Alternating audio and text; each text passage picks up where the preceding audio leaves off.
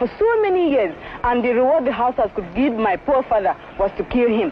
He was the first man killed in the May massacre. After being chased for some few yards, they shot at him, and then when they got him, they had to slice him into two, like, you know, when you want to slice your bread into two. A human being being sliced into two. Can you imagine such a thing?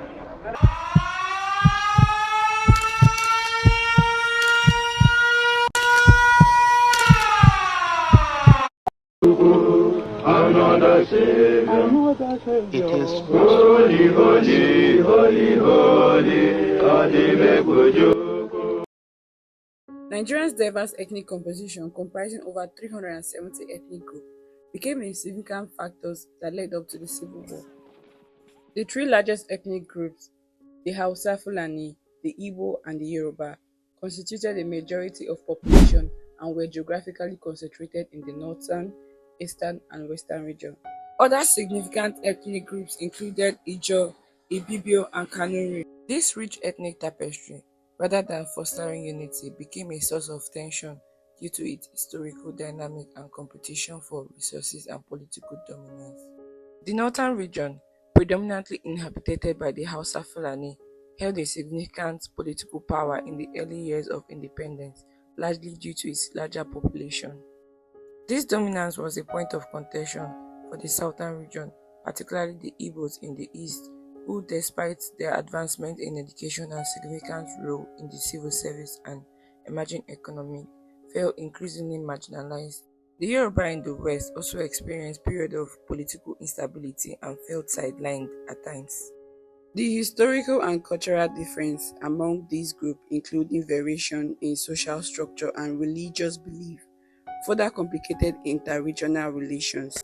The perception of the northern political dominance fueled fears in the south of being excluded from power and distribution of national resources. Regional leaders often prioritized the interests of their own ethnic groups and region, further exacerbating the competition for limited resources and political powers. This created a climate of mistrust and suspicion, where each group feared being dominated by the others.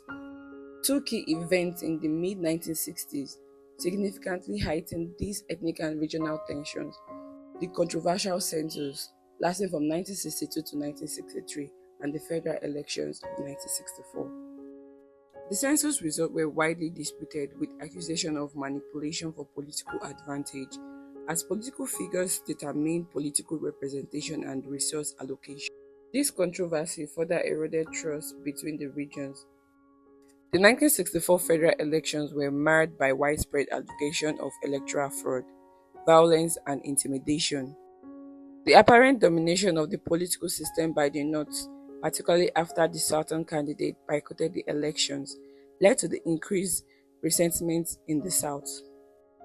The violence that erupted across the country in the aftermath of the elections brought Nigeria to the brink of collapse and motivated elements within the military to consider intervention.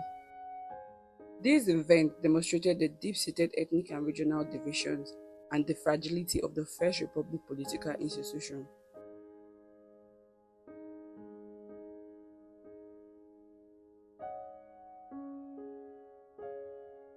There will be military government under a military governor, assisted by an advisor who is the last person to hold the office of the regional governor.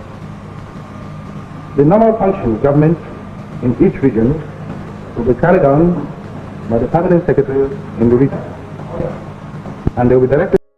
The political instability and escalating ethnic tension culminated in a series of military coups in 1966 that fundamentally altered Nigeria's political landscape and accelerated the slide towards the Civil War.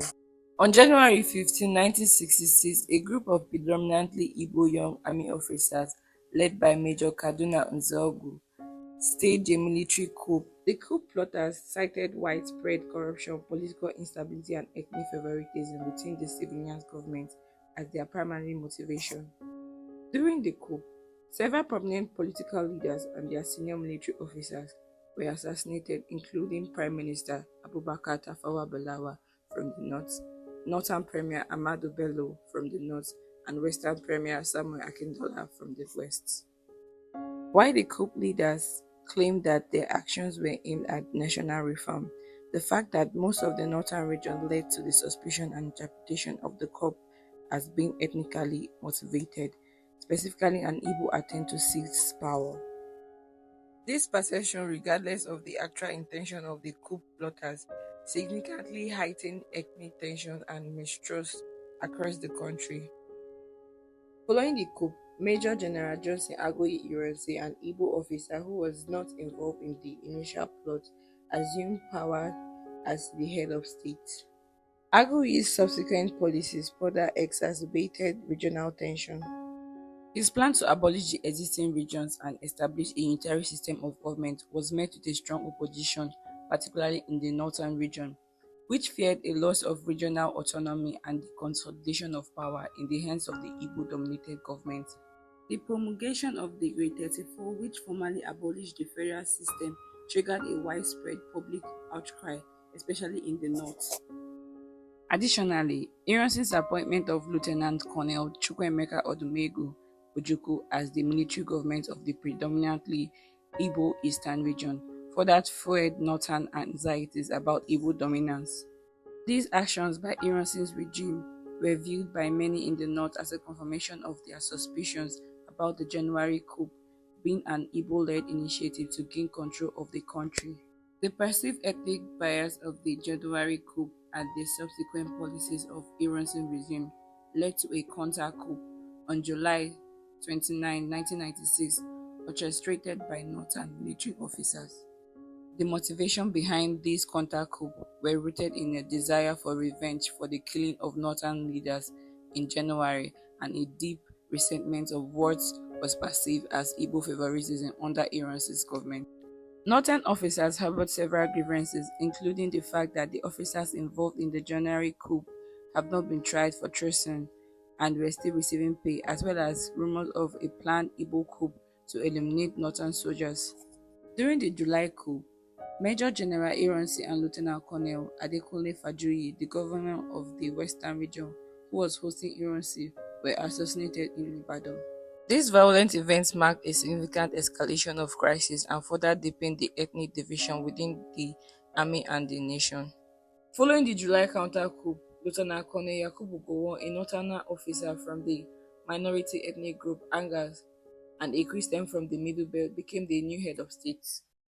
Gowon's ascension was perhaps intended to ease ethnic tension by not placing a Hausa Fulani Muslim in power. However, the Eastern Regional Government under the leadership of Lieutenant Colonel Ojukwu refused to recognize Gowon's authority. The deep-seated mistrust and the traumatic events of the two coups in 1966 had already created a significant chasm, particularly between the Eastern region and the rest of Nigeria.